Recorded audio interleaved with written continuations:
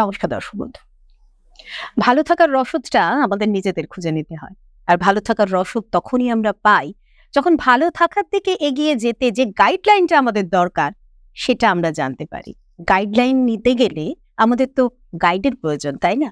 তো আজকে আমি দাঁড়িয়ে চলে এসেছি আপনাদের সামনে সেই গাইডকে নিয়ে, যিনি অ্যাস্ট্রোলজিক্যাল ওয়েতে আপনাদেরকে বুঝিয়ে দেবেন, বলে দেবেন, দেখিয়ে দেবেন এবং কিভাবে চলবেন সেটাও শিখিয়ে দেবেন। আর কেউ নন, এই মুহূর্তে আমার সাথে স্টুডিওতে রয়েছেন শ্রী শান্তনু শাস্ত্রী মহাশয়। নমস্কার। তার কাছ থেকে আমরা জেনে নেব যে এই যে নতুন বাংলা বছর আসছে না, বাংলা বছর মানে আমাদের নতুন আশা, নতুন হর্ষ, নতুন আনন্দ, নতুন ভাবে বাঁচার চেষ্টা এবং সব থেকে যেটা আমাদের মেনলি আমরা ফোকাস করি পুরো জেনারেশনটাই বলুন, সেটা হচ্ছে আমাদের ফাইন্যান্সিয়ালি আমরা কেমন ভাবে।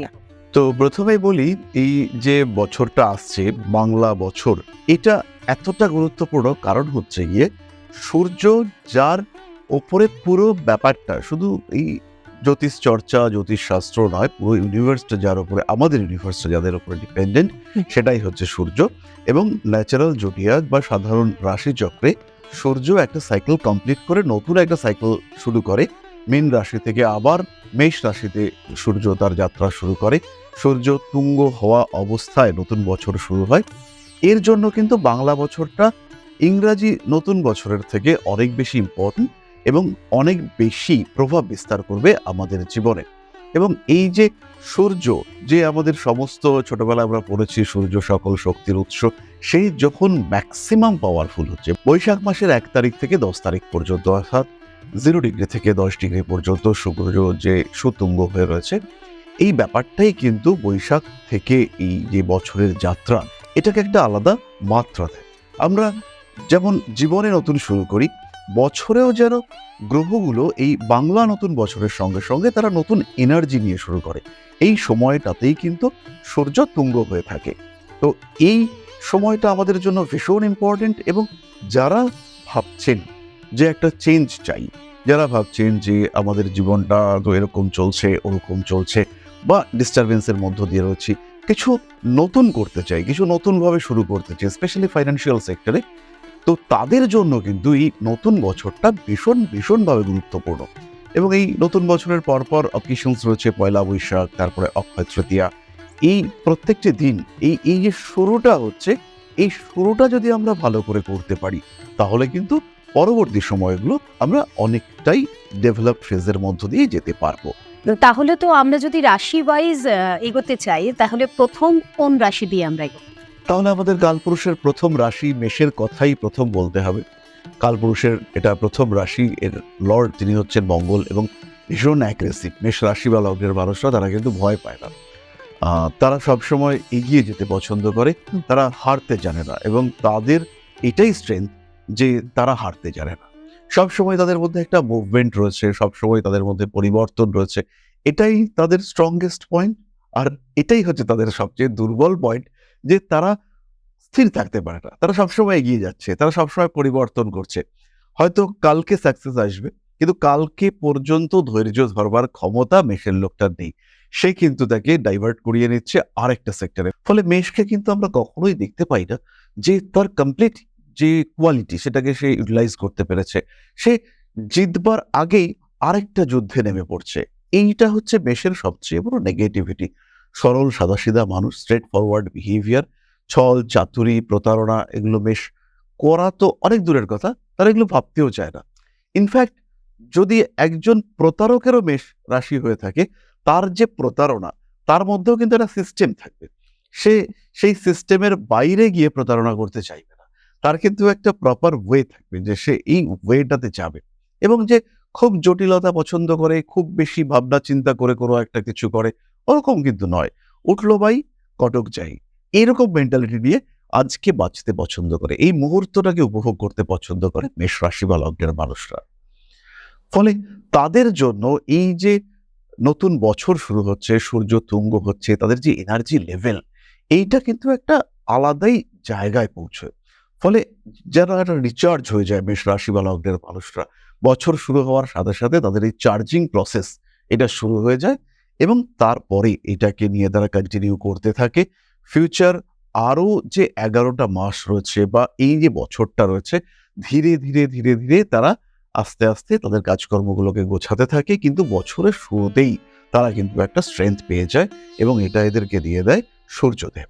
তো মেষ রাশির এই যে এত বেশি তাদের এনার্জি পাওয়ারটা যাদের বেড়ে যায়, কিন্তু প্রথমেই আপনি যেটা বলছিলেন যে এরা ভীষণভাবে ফিকল মাইন্ড হয়, মানে একটা সেক্টর শেষ করতে না করতে আরেকটা সেক্টর, মানে তাদের ধৈর্যের জায়গাটা কম থাকে। তাহলে সেক্ষেত্রে তো ফাইন্যান্সিয়ালি তাদের যে বুস্ট আপ করা বা সেটাকে যে স্টেবল করা, সেই জায়গাটা থেকে তারা কিভাবে সঠিক দিকে এই বছরটা স্পেশালি এই 1432, এই বছরটার একটা স্পেশালিটি হলো এই বছরে কিন্তু মেষের 7.5 শুরু হচ্ছে। মেষ রাশি বা লগ্নের যারা মানুষ রয়েছেন তারা কিন্তু বেশ দুশ্চিন্তায় রয়েছে যে 7.5টা কেমন যাবে, এবং ঠিক সেই সময়ই এই নতুন বছরটা শুরু হচ্ছে। তো 7.5-এর প্ল্যানিং এইটা মেষকে করতে হবে। 7.5 কিন্তু একটা সিস্টেমেটিক গেম। যদি কেউ মনে করে যে এই সময় আমি বিরাট উচ্ছ্বসিত জীবনযাপন করব, বিশাল হাসি ঠাট্টা মজা আনন্দ করব, তাহলে শনিদেব কিন্তু সেখানে একটা ফিল্টার রাখে। তো প্রথম থেকেই প্ল্যানিং করতে হবে যে ফিল্টারটা শনিদেবকে আমি লাগাতে দিচ্ছি না, আমি ফিল্টারটা নিজে ইউজ করব। ফলে আমার জীবন হবে একটা প্ল্যান ওয়েতে। প্ল্যান এর সঙ্গে প্ল্যান বি থাকবে, এবং এই সময় সবচেয়ে বড় যে জায়গাটা আসবে সেটা হচ্ছে ফাইন্যান্সিয়াল ব্লকেজ। মেষের 12 নম্বর ঘরে শনিদেব থাকবেন। মেষের দ্বিতীয় বৃহস্পতি তার যাত্রা শুরু হবে বছরের প্রথম থেকে। তারপরে 14ই মে বৃহস্পতি চলে আসছেন মিথুন রাশিতে। অক্টোবরের 9 তারিখে আমরা বৃহস্পতিকে দেখতে পাবো কর্কটে। তো এই যে বৃহস্পতি মুভ করছে এবং অন্যদিকে শনিদেব 12th হাউসে রয়েছে, কিছু ফাইন্যান্সিয়াল রেসপন্সিবিলিটি মেষের উপরে এমনভাবে আসবে যে মেষ কিন্তু চাইলেও বিলাসিতা করতে পারবে না। অতিরিক্ত অর্থ ব্যয়ের উপরে একটা নিয়ম নিয়ে আসতে হবে এবং এটা সিস্টেম ফলো করতে হবে যে আমি এই প্রসেসে খরচা করব, এই আমার খাতে খরচা রয়েছে, তার বাইরে আমি যাব না। আমি ভাবছি যে শেয়ার মার্কেটে টাকা দিয়ে একটা খুব ভালো ইনকাম করব, সেটা হবে না, এটা কিন্তু ধরে নিতে হবে। মেষকে মানি ম্যানেজমেন্টের জন্য একটা প্রপার প্ল্যানিং, একটা সিস্টেমেটিক অ্যাপ্রোচ এটা ফলো করতে হবে। চাকরি মেষের ক্ষেত্রে হচ্ছেই, এবং মেষ রাশি মেষ লগ্নের যে সমস্ত মানুষ ভাবছেন যে একটু দূরে গিয়ে চাকরি করব, একটু বিদেশে যেতে পারবো, এখন প্রচুর মানুষদের মধ্যে আমরা দেখতে পাই, স্পেশালি ইঞ্জিনিয়ারদের মধ্যে আমরা দেখতে পাই যে আমরা বাইরে চলে যাব, বিদেশে চলে যাব, ফরেন সেটেলমেন্ট করব। তো মেষের ক্ষেত্রে এই জায়গাটা কিন্তু ভীষণভাবে বাড়তে দেখতে পাওয়া যাবে, মানে চরম পজিটিভ। মেষ এই সুযোগটা প্রায় 1432-এর পুরোটা জুড়েই পাবে।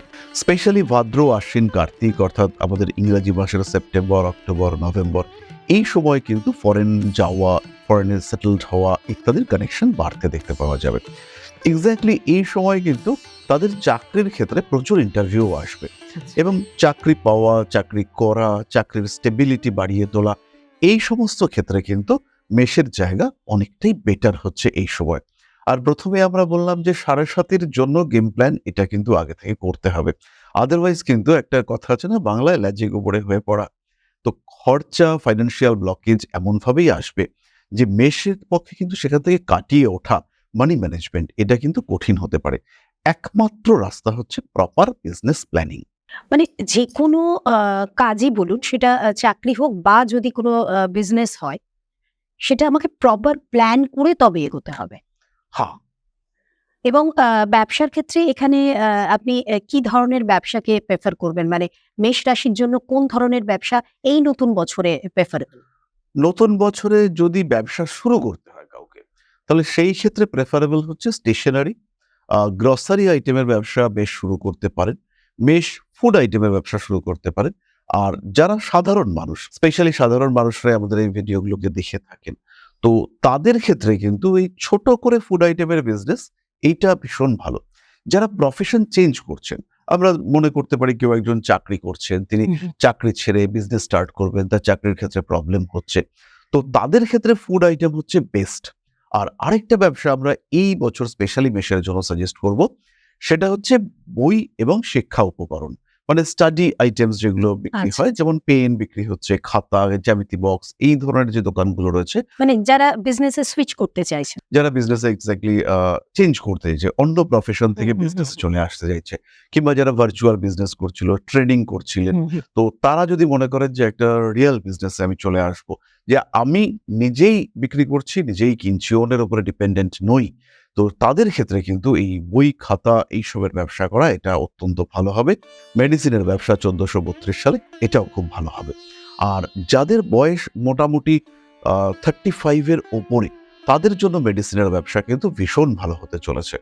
যারা একটু বড় কিছু করতে চাইছেন তারা রেস্টুরেন্ট স্টার্ট করতে পারেন, তারা পাম্প স্টার্ট করতে পারেন, পেট্রোল পাম্প এই ধরনের ব্যবসা তারা স্টার্ট করতে পারেন। ফাইন্যান্সিয়াল কোনো একটা ব্যবসা সেটাও করতে পারেন, কিন্তু এখানে খুব সাবধান হতে হবে।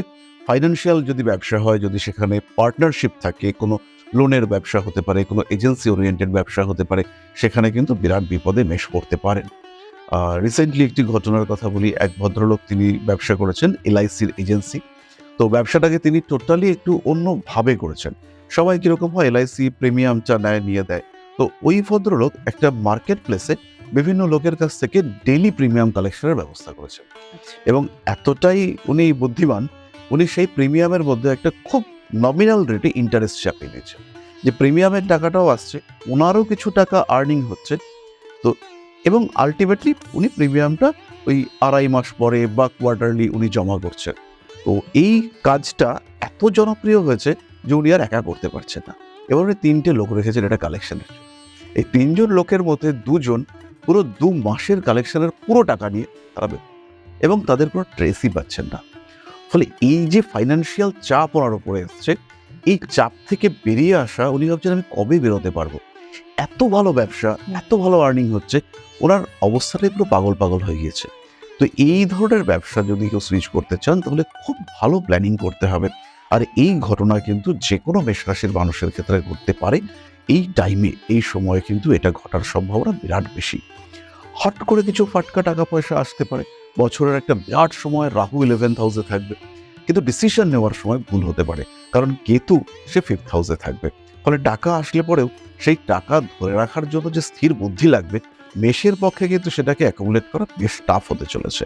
তো মেষ রাশির যারা জাতক জাতিকা রয়েছেন, তারা আজকের এই ভিডিওটা যখন মন দিয়ে দেখছেন, তখন বোঝার জায়গাটা থেকে কিন্তু আপনাদেরকে এটা জেনে নিতে হবে যে যে কোনো ডিসিশন নিতে গেলে আপনাকে কিন্তু তার আগে সঠিক ব্যক্তির কাছে, অর্থাৎ ওই প্রথমেই যে বলেছিলাম গাইডলাইন, যিনি আমাদের গাইড করবেন, তার সাথে যোগাযোগ করতে হবে। আর আপনারা জানেন, আপনাদের জীবনে যখন শান্তনু শাস্ত্রী প্রবেশ করেন, তখন এই গাইডলাইনটা এতটাই প্রখর হয়ে যায় যে তার ইনস্টিটিউটে আপনাদের আসা বা তার কাছে এসে এই সমস্ত গাইডলাইন নেওয়াটা সবটাই আপনাদের জন্য ভীষণভাবে প্রয়োজন হয়।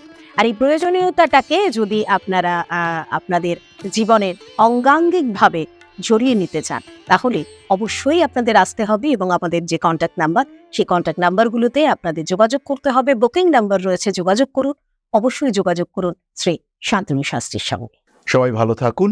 জয় মা আদিশক্তি। নমস্কার।